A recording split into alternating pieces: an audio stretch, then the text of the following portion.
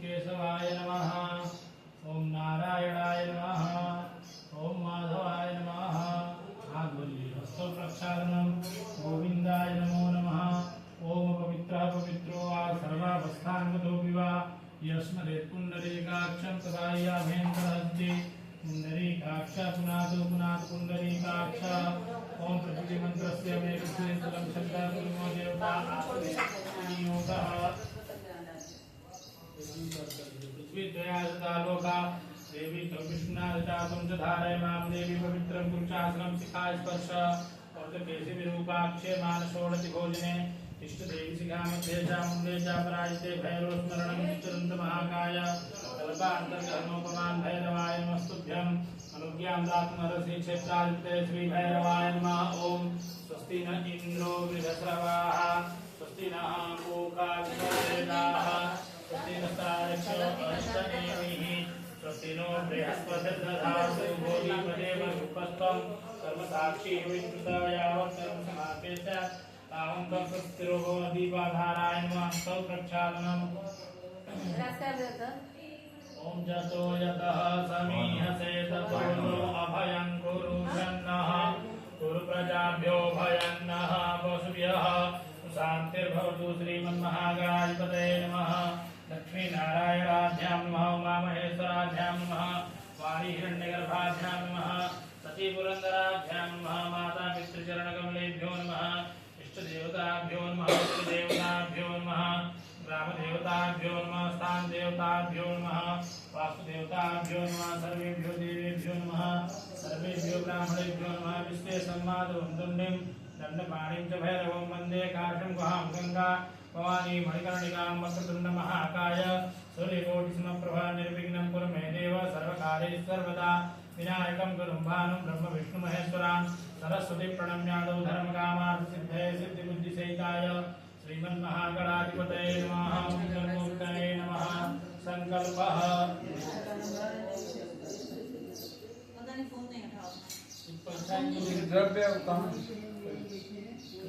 द्रव्य दक्षिणा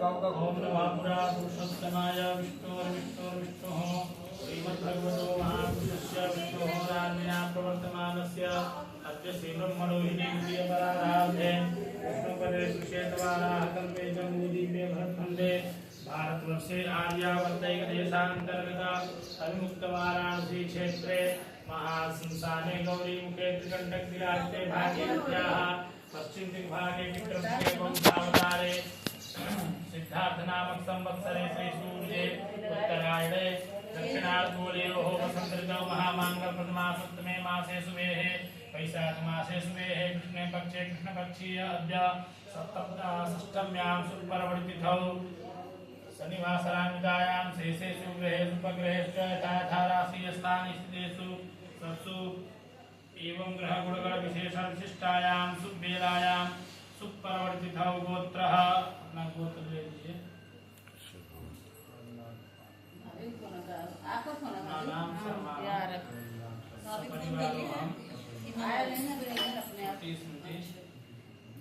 कल्याणार्थं गृहे सर्वे जनाः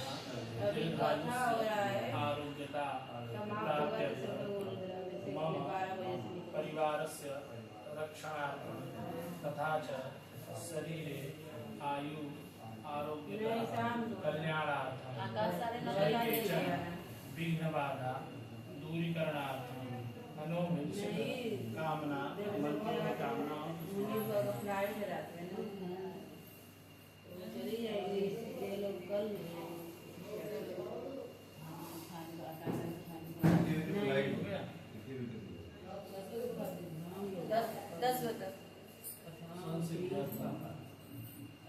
अद्य मम गृहे भगवतः श्री सत्यनारायण व्रतकथा तथा गणपति आकरिष्ये।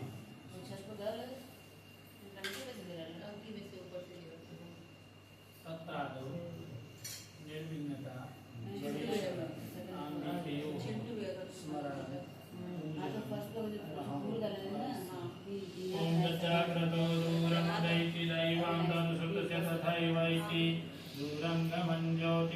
ज्योतिरेकन्तन्मे मनः ॐ गणानां त्वा गणपतिगुं हवामहे प्रियाणां त्वा प्रियपतिगुं हवामहे निधीनां त्वा निधिपतिगुं हवामहे वसो मम आहमजानि गर्भधना त्वमजासि गर्भधम् अम्बे अम्बिकेऽम्बालिके नमानयति कशन सदतुकः सुभद्रिकां ताम्बे नवासिनिम् भूर्भुवस्वः गणेशाम्बिकाभ्यां ध्यानार्थे गन्धाक्षपुष्पाणि समर्पयामि ॐ तत्वाजामि ब्रह्मणा वन्दमान सदा शास्ते यजमानो हविर्भिः अहेरमानो वरुणे अभोजं सगुण समान आयुः प्रमोक्षीः कलसे वरुणाद्यावाहित सर्वोपचारार्थे गन्धाक्षपुष्पाणि समर्पयामि नमस्करोमि मनोज्योतिजुखदामादित्य बृहस्पतिर्जन्यमिमन्तनोत्तरिष्टं समिमन्तधातु विश्वे देवासयमादयन्तामों प्रतिष्ठा अस्य प्राणाप्रतिष्ठन्तु अस्य प्राणाक्षरन्तु च अस्य देवतमर्चायै महामहेत्रिकर्षण सर्वोपचारार्थे गन्धाक्षपुष्पाणि समर्पयामि। ऐसे घुमा के इसमें 4 बार ओम देवस्य त्वा सवितुः प्रशवेस्विनोद्बाहुभ्यां पूषणो हस्ताभ्यां पाद्योः पाद्यं समर्पयामि अर्घ्योः समर्पयामि अर्घांगे आत्मनीयं जलं समर्पयामि।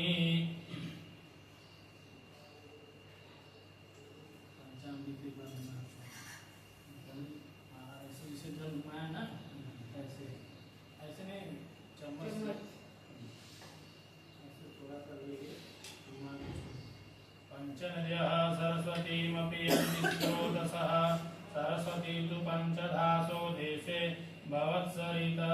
मधु तो डालनी है ना, मधु सब डाल दिए, कुछ नहीं डाला इसमें छोड़ दे।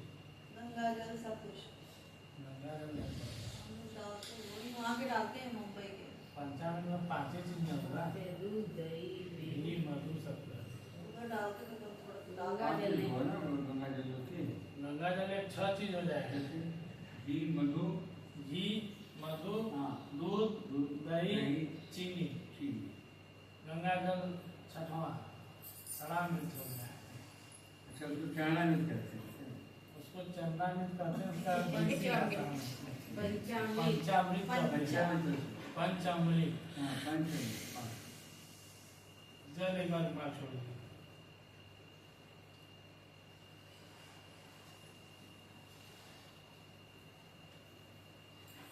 ओम सुजातो ज्योतिका सह सर्मवरूधमा सदस्वः भासो अग्निस्वरूपगुं सम्य सविभावसो वस्त्रं समर्पयामि वस्त्रान्ते ऊपर एक बार जल घुमा छोड़ दीजिए। आत्मनीयं जलं समर्पयामि उपासना जनेऊ है ना, यहाँ छोड़ दीजिए। जनेऊ स्पर्श इसको यहाँ छोड़िए, यहाँ रखिए, अब जनेऊ स्पर्श। ओम यज्ञोपवीतं परमं पवित्रं प्रजापतिर्यत्सहजं पुरस्तात् आयुष्यमुग्रं मृत्युञ्च शुद्धं यज्ञोपवीतं बलमस्तु तेजः आत्मनीयं जलं समर्पयामि। एक बार जल घुमा छोड़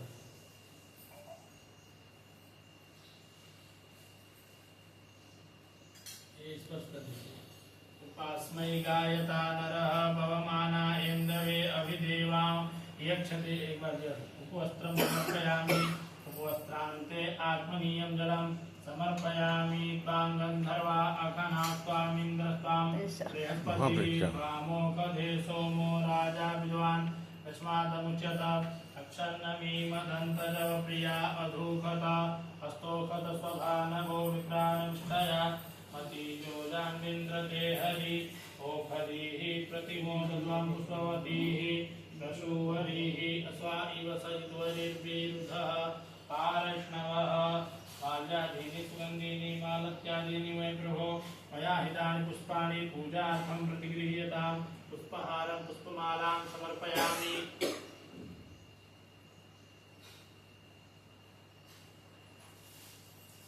काण्डात्काण्डात्रोहन्ति परुखः परुखस्परि एवानो दूर्वे प्रतनुसहस्रेण सतेन च दुर्वाङ्कुरान् समर्पयामि।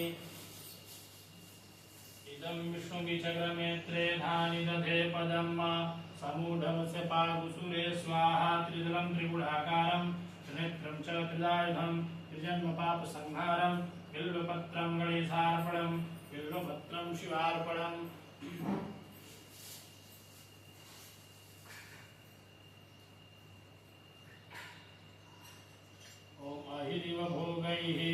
वेति बाहुं ध्याया हेतिं परिबाधमानः हस्तग्नो विश्वाभयुनानि विद्वान् पुमान् पुमाङ्कुशं परिपातु विश्वतः अवीरं च गुलालं च चोवा चन्दनमेव च अवीरेणाचितो देव ततः शान्तिं प्रयच्छ मे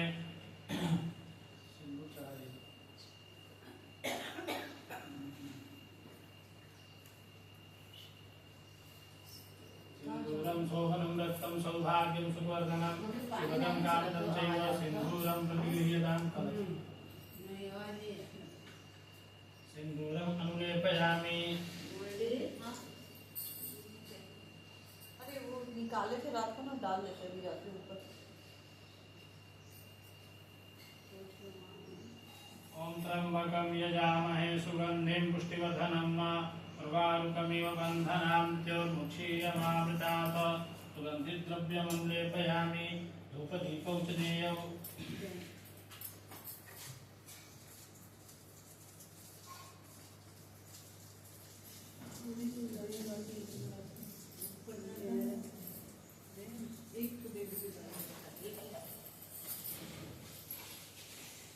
आपका पेट खराब हो जाएगा। नहीं वो अलग से रखो।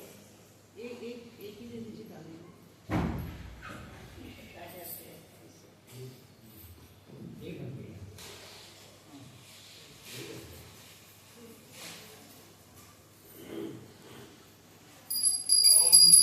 ब्राह्मणोऽस्य मुखमासिष्टाहो राजन्यः कृतः उरुतस्य प्रधानरुद्रो अजायत चन्द्रमा मनसो जातचक्षोः सूर्यो अजायत श्रोत्राद्वायुष्यप्राणस्य मुखा अग्निरजायत धूपं दीपं दर्शयामि हस्तौ प्रक्षालनं नाभ्या आसीदन्तरिक्षगुणशेषणद्यौः समोतताभ्यां भूमृतिसः श्रोत्रा तथा लोकान् अकल्पयन्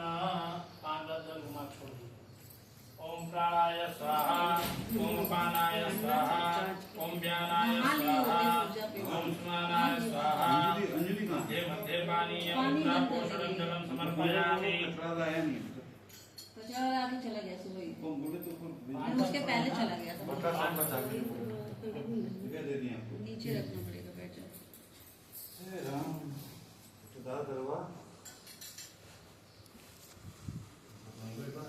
नहीं देखिए देखिए ये पूरा माला पूरा नाम है। अरे ऐसे मत रखो। वहाँ रखना विघ्नेश्वराय वरदाय सुरप्रियाय लंबोदराय सकलाय जगद्धिताय नागाननाय श्रुतियज्ञविभूषिताय फैला दी। गौरीशुद्धाय गणनाथ नमो नमस्ते त्वं वैष्णवे शक्तिरनन्तवीर्य विश्वस्य बीजं परमाशिमाय सम्मोहितं देवि समस्तमेतत् त्वं वै प्रसन्ना भूयि मुक्तिहेतु नमो नमस्ते स्फटिकप्रभाय सुश्वेतहाराय मङ्गलाय उपासहस्ताय च शासनाय जलाधिनाथाय नमो नमस्ते वासपाणि नमस्तुभ्यं पद्मिनी जीवनायक यावत् कर्म समाप्यस्यात् तावत् त्वं सुस्थिरो भव प्रार्थनापूर्वक नमस्कारान् समर्पयामि यानि कानि च पापानि जन्मान्तर्गतानि च तानि सर्वाणि नश्यन्तु प्रदक्षिणां पदे पदे नमस्करोमि हस्ते जलमादाय अनेन अनेन सफल पूजन कर्मणाख्येन गणपति महालक्ष्मी वरुण देवता प्रियतां नमः यदक्षरं वदवष्टं मात्राहीनं च भवेत् तत्सर्वं क्षम्यतां देव प्रसीद परमेश्वर प्रसीद जगदीश्वर कटोरा लगे एक कटोरा दे दो ना। जी एक कटोरा पकड़ा दो। वहाँ से नीचे से और लाल से मंगा दो। यहाँ नीचे देखो ना। ये इसके नीचे भी बर्तन देखो। दोना वाला कटोरा ना। आजकल ये यहीं रखते हैं कि मंगल रखे हुए हैं? कौन? पापा? पापा तो बैंगलोर। हाँ। कटोरी नहीं कटोरा चाहिए। लगा लेते थे अपना भ्रमण करते रहते।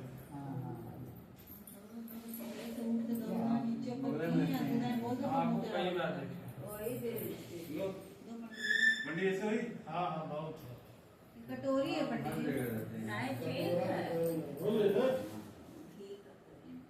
पिंकू उनको चिंटू को बोलो बैठ कर सुनो। चिंटू आओ यहाँ पूजा बुला रहे हो। पूजा बुला रहे पापा। ओमिदं विष्णुविचक्रनेत्रे धानि दधे पदम् शमूढमस्य पागुसुरे स्वाहा। विष्णुवे नमः। ध्यानार्थे तुलसी पत्राणि समर्पयामि। स्नान कराइए। ओम शुद्धवालः सर्वशुद्धवालो मणिवालस्त आश्विनाः शेतः शेताक्षोरुणस्ते रुद्राय पशुपतये कर्णाजामा अवलिप्ता रुद्रान् घोरूपाः पाजन्याः। पंचामृत में डालिए, स्नान कराइए। पंचनद्यः सरस्वतीमपि यन्ति स्रोतसः सरस्वती तु पंचधासो देशे भवत्सरित। निकाल लीजिए। शुद्धवालः सर्वशुद्धवालो मणिवालस्त आश्विनाः शेतः शेताक्षो रुणस्ते रुद्राय पशुपतये कर्णाजामा अवलिप्ता रुद्रान् घोरूपाः आजन्याः।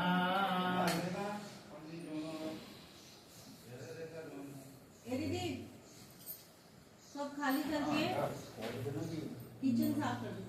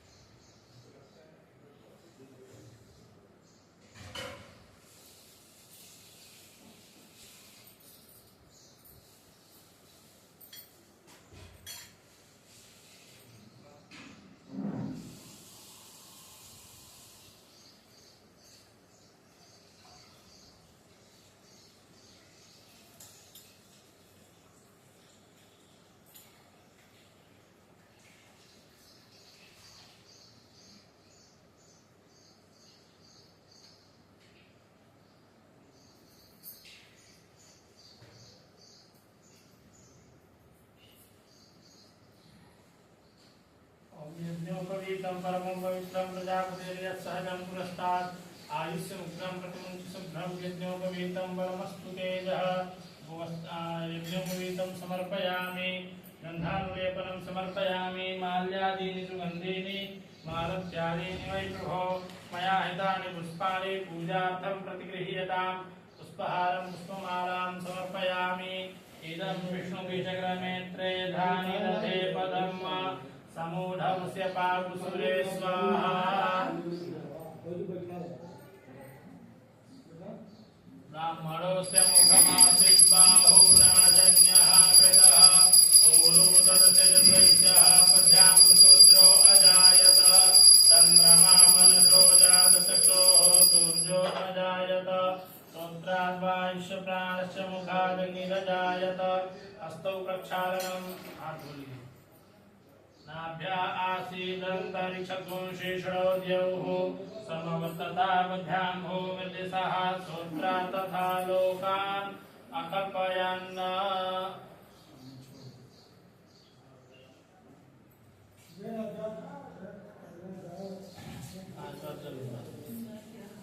ओम प्राणाय स्वाहा ओम अपानाय स्वाहा ओम व्यानाय स्वाहा ओम उदानाय स्वाहा ओम समानाय स्वाहा। मध्ये मध्ये पानीयं उत्तरापोषणं जलं समर्पयामि।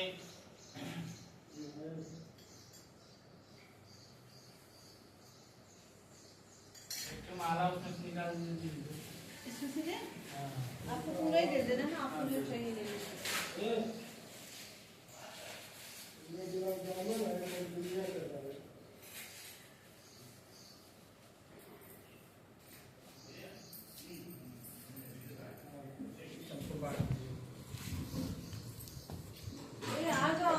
शान्ताकारं भुजगशयनं पद्मनाभं सुरेशं विश्वाधारं गगनसदृशं मेघवर्णं शुभांगं लक्ष्मीकान्तं कमलनयनं योगविद्यानगम्यं वन्दे विष्णुभैरवं सर्वलोकैकनाथं श्रीमत्सत्यनारायणाभ्यां नमः।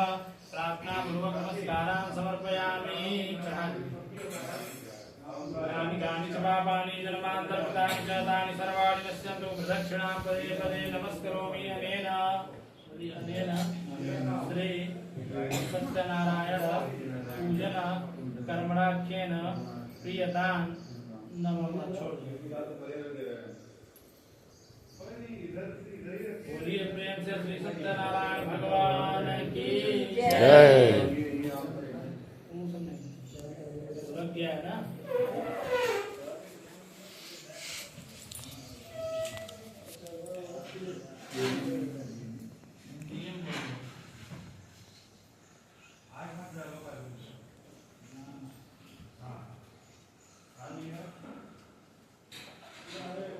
एक समय नैमिषारण्य तीर्थ में 88,000 समस्त ऋषियों ने प्राणविद्ता सूत जी से पूछा, हे प्रभु, भगवान विष्णु ने देवर्षि नारद से कहा, उसे मन लगाकर सुनिए। एक समय योगी नारद दूसरों पर कृपा करने की कामना से अनेक लोकों में विचरते हुए मृत्यु लोक में आए। यहाँ आकर अनेक योनियों में उत्पन्न सब प्राणियों को विविध प्रकार के क्लेशों से दुखी और सभी कर्मों से क्लेशित देखकर इन प्राणियों का दुख किस तरह नाश हो, ऐसा मन में विचार कर तत्काल विष्णु लोक चले गए। वहाँ श्वेत वर्ण चतुर्भुज शंख चक्र गदा पद्म तथा वनमाला से अलंकृत देवादिदेव भगवान विष्णु को देखकर स्तुति के लिए उद्यत हुए। नारद जी ने कहा, वाणी और मन से अगोचर रूप अमित शक्ति वाले मध्य तथा अंत रहित रजोगुण आदि से रहित गुणों को उत्पन्न करने वाले अखिल सृष्टि के आदिभूत तथा भक्तों का दुख विनाश करने वाले भगवान विष्णु आपको नमस्कार है। हे नारद, आप क्यों आए हैं और आपके मन में क्या है? हे महाभाग, आप अपना मनोरथ कहिए, मैं उन सब का उत्तर दूंगा। नारद ने कहा, मृत्यु लोक में संपूर्ण प्राणी अनेकानेक योनियों में उत्पन्न हुए अपने पाप कर्मों से दुखी हो रहे हैं। हे स्वामी, यदि मेरे ऊपर आपकी कृपा हो तो बताएं उनका दुख कैसे दूर हो। हे नारद, आपने संसार पर कृपा करने की कामना से उत्तम बात पूछी है। जिस उपाय से प्राणी मोह से मुक्त होकर आपने संसार पर कृपा करने की कामना से उत्तम बात पूछी है। जिस मृत्यु लोक में परम दुर्लभ व्रत है, मैं आपके स्नेह से उस व्रत को प्रकट करता हूँ। भगवान सत्यनारायण व्रत विधि पूर्वक करने से प्राणी इस लोक में सुख भोग कर मोक्ष प्राप्त कर लेता है। हे भगवान, उस व्रत का फल और विधान क्या है? यह दुख और क्लेश को शांत करने वाला तथा जिस किसी दिन मनुष्य मन में व्रत का सिद्धांत लेकर चलता है, उसी दिन व्रत का संपूर्ण करना चाहिए। उसकी सारी विधि विस्तार से कहें। धन और धान्य को बढ़ाने वाला, सौभाग्य और संतति तथा सर्वत्र विजय देने वाला यह व्रत है। इस व्रत को विप्र और बंधु बांधव सहित धर्म में तत्पर हो सवाय नैवेद्य प्रसाद भक्ति से अर्पण करें। केला, फल, घी, दूध, गेहूं का चूर्ण लें। गेहूं के चूर्ण के अभाव में चावल का चूर्ण, शक्कर अथवा गुड़ लेना चाहिए। संपूर्ण प्रसाद भक्ति भाव से एकत्र कर भगवान को भोग लगा दे। जन समुदाय सहित कथा श्रवण कर ब्राह्मण को दक्षिणा देकर तदनंतर बंधु बांधवों सहित ब्राह्मण को भोजन कराकर भक्ति से स्वयं प्रसाद भक्षण करें। नृत्य गीतादि गाते हुए रात्रि में जागरण करें। तदनंतर भगवान सत्यनारायण का ध्यान करते हुए अपने घर को जाएं। इस प्रकार का आचरण करने से निश्चय ही मनुष्य की सारी इच्छाएं पूर्ण होती हैं। विशेषकर कलयुग में यह छोटा सा उपाय है। बोलिए श्री सत्यनारायण भगवान की जय।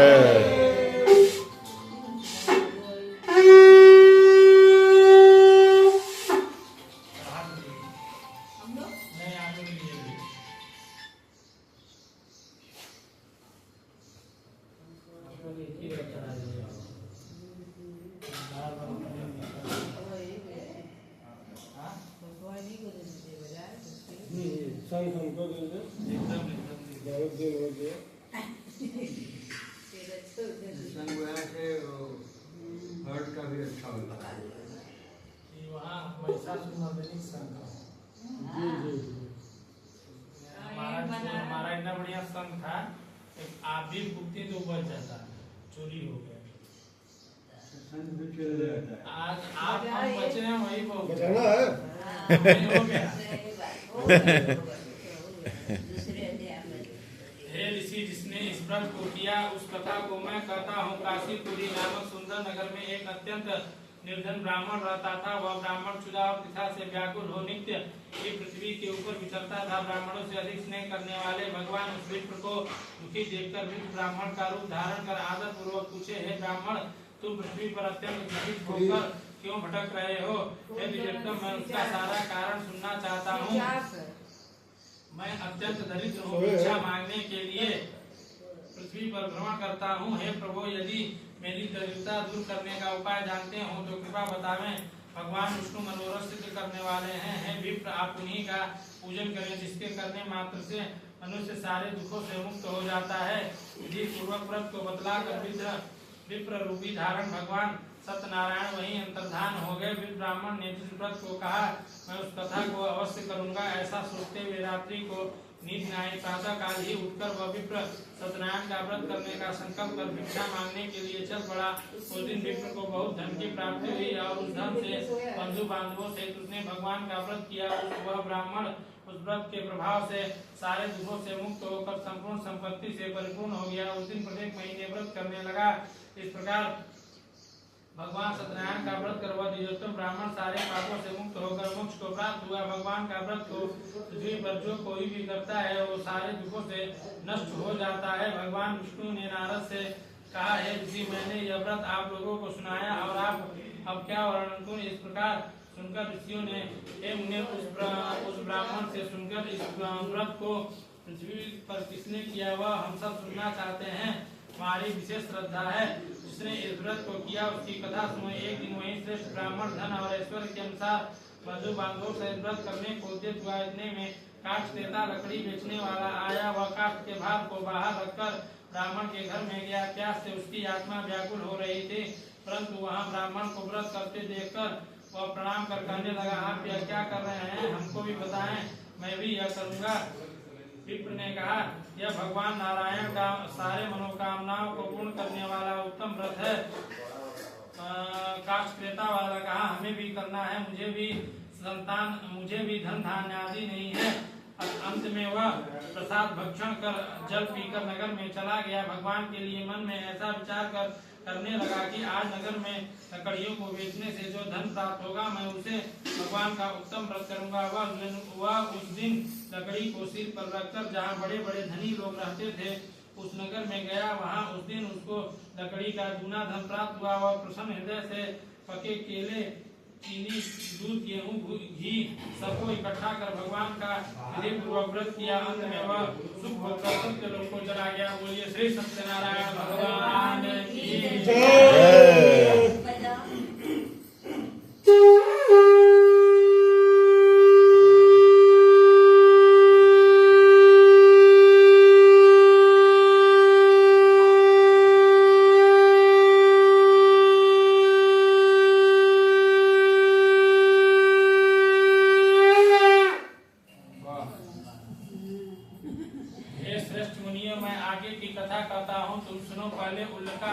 बुद्धिमान जितेंद्रिय और सत्यवादी राजा था और धर्मात्मा नित्य प्रतिदेव मंदिर में जाता था और ब्राह्मणों को दान देकर संतुष्ट करता था। उसकी स्त्री लावण्यवती कमल बदना पतिव्रता थी। वे दोनों भद्रशिला नदी के तट पर भगवान का व्रत करते थे। इतने में ही वहाँ एक साधु नामक वैश्य व्यापार के लिए चल पड़ा। बहुत प्रकार के धनों को धन से भरा नाव देखकर नदी के किनारे पर ठहरा कर राजा के पास गया। वहाँ वैश्य ने राजा का व्रत करते देखकर नम्रता से पूछा, हे राजा, आप मन में अधिक भक्ति युक्त होकर क्या कर रहे हैं? यह सब आप मुझसे भी कहें, मुझे सुनने की इच्छा है। राजा ने कहा, हे साधु, मैं अतुल तेजस्वी भगवान विष्णु का अपने परिवार से पुत्र आदि की कामना से पूजन कर रहा हूँ। हे राजन, इस व्रत का समस्त विधान मुझसे भी कहें, मुझे भी संतान नहीं है, मैं भी यह उत्तम व्रत करूंगा। इस व्रत के करने से निश्चित ही होगी। राजा ने भगवान का व्रत कर संतानदायक विधान कहा। वह वैश्य व्यापार से निवृत्त होकर प्रसन्न होकर अपने घर को गया। उसने संतान को देने वाला व्रत विधान अपनी स्त्री से कहकर बोला कि मैं भी व्रत करूंगा, यदि हमारे यहाँ संतान का जन्म होगा तो। इस प्रकार उस श्रेष्ठ वैश्य ने अपनी स्त्री लीलावती से व्रत का संपूर्ण महत्व सुनाया। एक दिन उसकी पतिव्रता स्त्री लीलावती पति सहित चित्त में आनंदित होकर संसारिक धर्म में तत्पर हुई और भगवान की कृपा से गर्भवती हो गई। 10वें महीने में उसने एक रत्न रूपी श्रेष्ठ कन्या को जन्म दिया।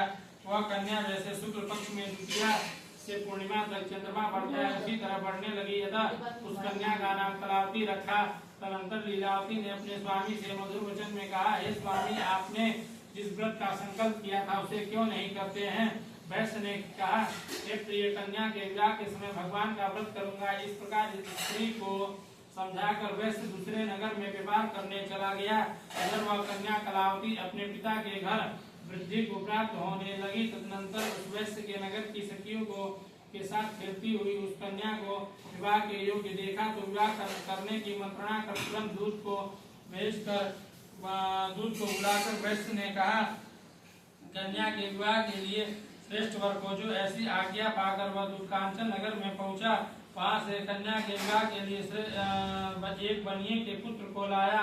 बनिया के पुत्र को देखकर सुंदर गुणवान देखकर अपने जाति बंधुओं सहित वैश्य ने चित्त में संतुष्ट होकर विधि विधान से कन्यादान कर दिया, परंतु भाग्यवश उस उत्तम व्रत का विस्मरण हो गया। कन्या के विवाह के समय व्रत न करने से भगवान नारायण रुष्ट हो गए। कुछ दिनों बाद कार्य में कुशल वैश्य जमाता सहित व्यापार के लिए चल पड़ा।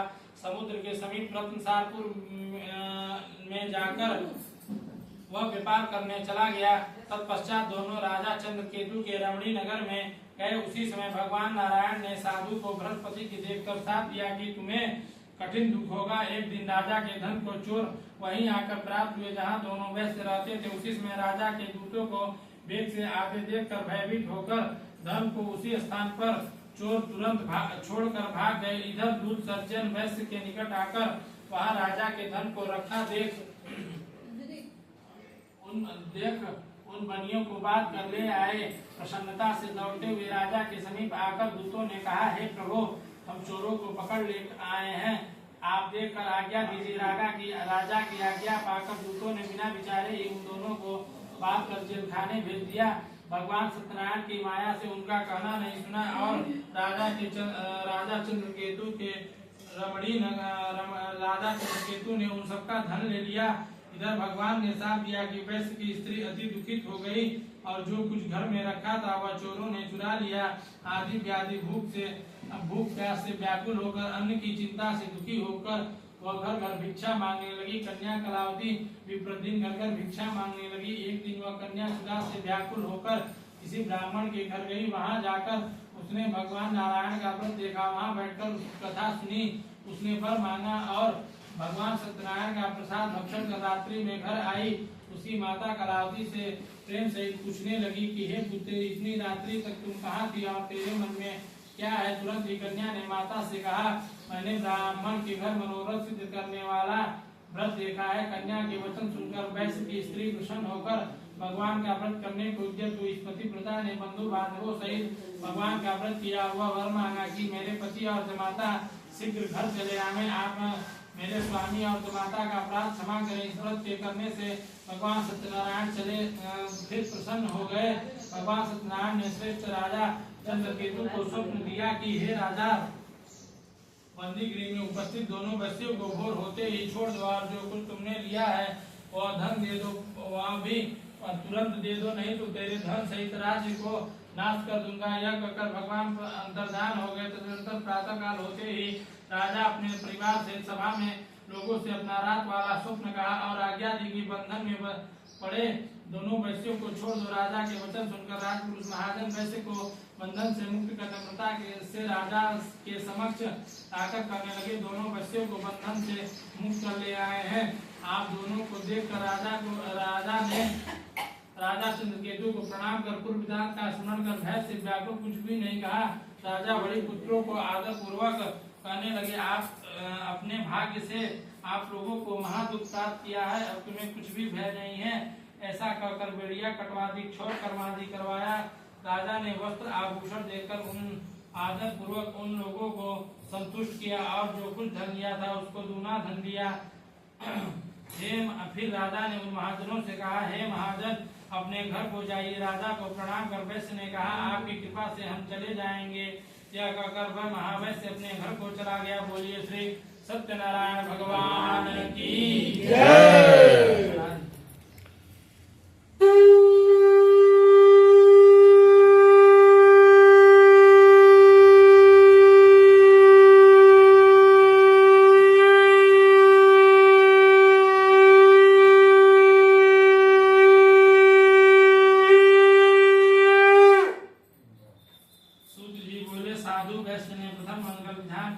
यात्रा की तथा वह ब्राह्मणों को धन देकर अपने नगर को चला। उन वैश्यों को थोड़ी दूर पहुंचने पर सत्यनारायण प्रभु ने जिज्ञासा की, तेरी नाव में क्या भरा है? मदोन्मत्त वैश्य ने हंसकर कहा, हे दंडी, आप क्यों पूछते हैं?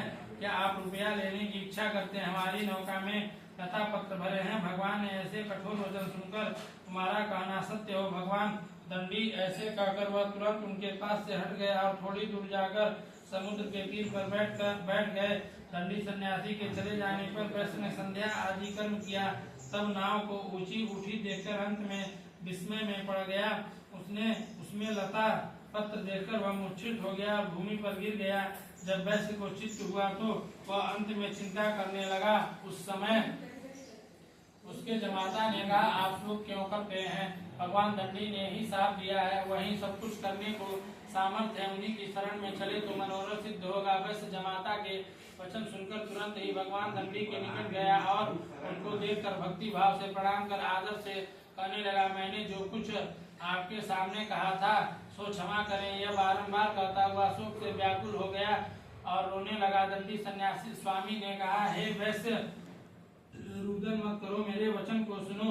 मेरी आज्ञा तथा पूजा से बहिर्मुख हो जाने से दुर्बुद्धे तुझे बारंबार दुख हुआ है। भगवान के ऐसे वचन सुनकर वैश्य स्तुति करने लगा, हे प्रभु, आपकी माया से ब्रह्मादि देवता भी मोहित होकर आपके गुण को नहीं जान सके तो मैं भला कैसे जान सकता हूँ? आप हम सब की रक्षा करें। आपके वित्तानुसार पूजन करूंगा। मेरी नाव को पहले की तरह धन से पूर्ण करें और आप मुझ शरणागत की रक्षा भी करें। ऐसे भक्ति वाणी सुनकर भगवान फिर प्रसन्न हो गए और मनोवांछित वरदान देकर भगवान तत्काल वहां से अंतर्धान हो गए। तदनंतर वैश्य के नाव ऊपर चढ़कर नाव को धन से भरा देखकर वैश्य ने कहा, भगवान की कृपा से मेरा मनोरथ सफल हो गया। यह कहकर साथियों के सहित विधिवत पूजन कर सत्यनारायण की कृपा से अति प्रसन्न होकर नाव को अपने देश के तरफ लेके चल दिया। अपने जमाता से कहा, वैश्य ने कहने लगा, हमारी रत्नपुरी नाम वाली नगरी को देखो। अपने धन के रक्षक दूत को अपने घर भेजा। वह दूत नगर में बनिए की स्त्री को देखकर प्रणाम कर दूत अभिष्ट वचन धन के रक्षक को अभिष्ट वचन कहने लगा। जमाता बांधो एवं धन सहित सेठ जी नगर के निकट आकर प्राप्त हुए हैं। आप ऐसे मुख से वाणी सुनकर वह पतिव्रता अत्यंत प्रसन्न हुई और वह भगवान की पूजा से निवृत्त होकर अपनी कन्या से बोली, हे पुत्री, मैं सेठ जी के दर्शन करने जाती हूँ, तुम शीघ्र आना। माता के ऐसे वचन सुनकर झटपट व्रत समाप्त कर प्रसाद का त्याग कर वह भी पति के दर्शन को चली गई। इसी में सत्यनारायण भगवान फिर रुष्ट हो गए और उसके पति युक्त नाव को धन सहित जल में डुबो दिया। कलावती कन्या तट पर अपने पति को न देखकर महाशोक से रुदन करती हुई भूमि पर गिर पड़ी। अलक्षित हुई नाव और महादुखी कन्या को देखकर वैश्य मन में अत्यंत भयभीत होकर कहने लगा, यह क्या आश्चर्य हुआ? सब मल्लाह भी चिंता करने लगे। तदनंतर लीलावती कन्या को दुखी देखकर अत्यंत व्याकुल हो दुख से रोने लगी। फिर पति सहित अभी नौका सहित रक्षित कैसे हो गए? मैं नहीं जानती कौन से देव का प्रकोप है। मैं प्रकोप से नाव डूब गई। भगवान के महात्मा को जानने की शक्ति किसमें है? यह कहकर झुंझुन सहित अति विलाप करने लगी। लीलावती कन्या को गोद में उठाकर रुदन करने लगी। कलावती कन्या स्वामी के नष्ट होने पर अत्यंत दुखित होकर अपने पति की खड़ाऊ लेकर सती होने के लिए मन में निश्चय किया। कन्या के ऐसे चरित्र को देखकर धर्मवेश से अपनी स्त्री सहित अत्यंत शोक में संतप्त होकर चिंता करने लगे। या तो नाव को भगवान ने हर लिया या मैं ही भगवान की माया से मोहित हो रहा हूँ। मैं अपने धन और विभव के अनुसार भगवान की पूजन करूंगा। उसने अपना यह मनोरथ को बुलाकर सुनाया। बारंबार वरदान के समान गिर कर भगवान को प्रणाम किया। तो जनों के पालन हाथ करने वाले भगवान फिर प्रसन्न हो गए और साधु को आकाशवाणी द्वारा कहा, तेरी कन्या प्रसाद का परित्याग कर अपने पति को देखने चली आई। इसी कारण से इसका कन्या पति अलक्षित हो गया है। यदि यह प्रसाद का भक्षण कर आए तो वैसे तेरी कन्या का पति मिल जाएगा। आकाश मंडल में ऐसा वचन सुनकर तुरंत घर पर जाकर प्रसाद भक्षण कर फिर लौट कर आई तो उसने पति को देखा। कन्या ने पिता से कहा, हे पिता, आप घर को चलिए, विलंब क्यों करते हैं? कन्या के ऐसे वचन सुनकर ध्यान पूर्वक भगवान का पूजन कर बंधु घरों सहित अपने निवास स्थान को चले गए। बड़ी पुत्र संतुष्ट होकर हर पूर्णिमा और संक्रांति को भगवान का पूजन कर चले गए। भगवान का पूजन जो भी कोई करता है वह अंत में शुद्ध होकर अंत को वैकुंठ लोक हो जाता है। बोलिए श्री सत्यनारायण भगवान की जय।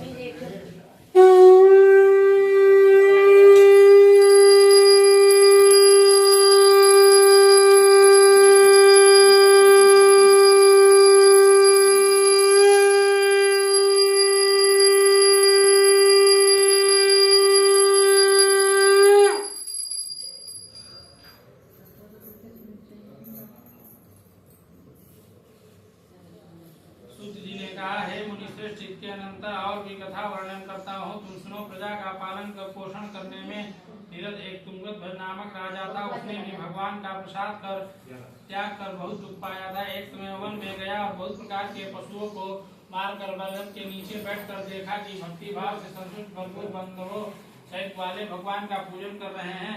उसी समय राजा अपने अहंकार से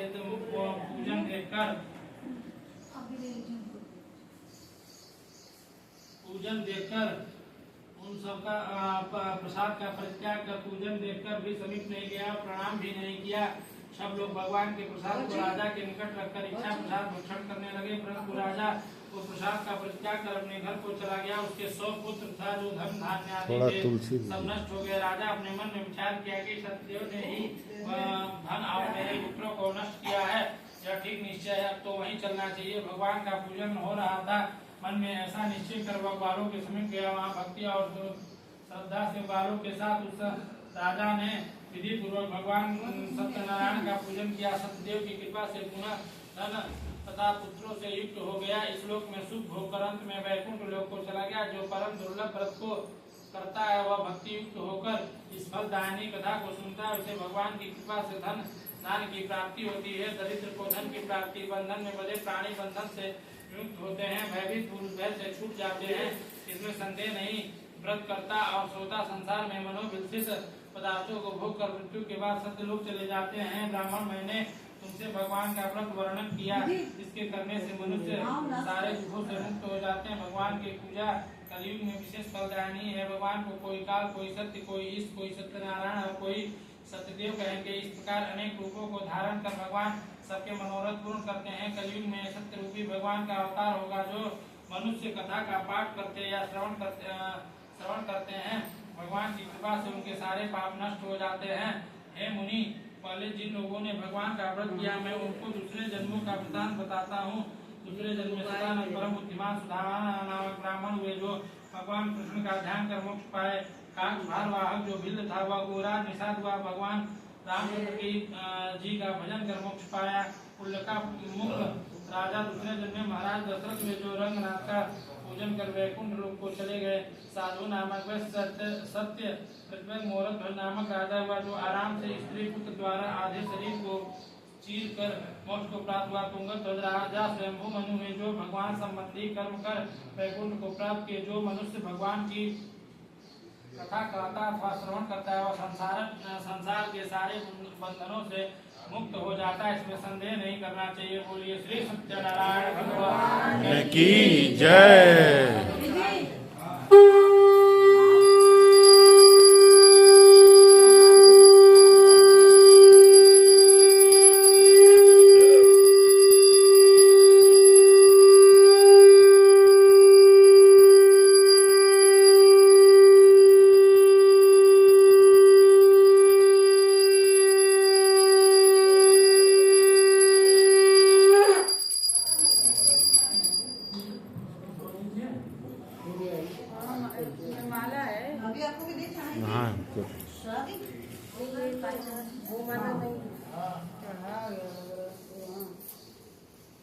ये माला लिया है, मुझे बताया उन्होंने कैसा माला लिया है, जल्दी चढ़ा सकते हैं।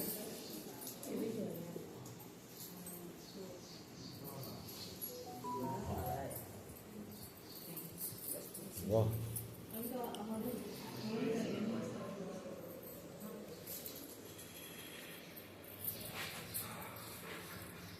आ जाओ।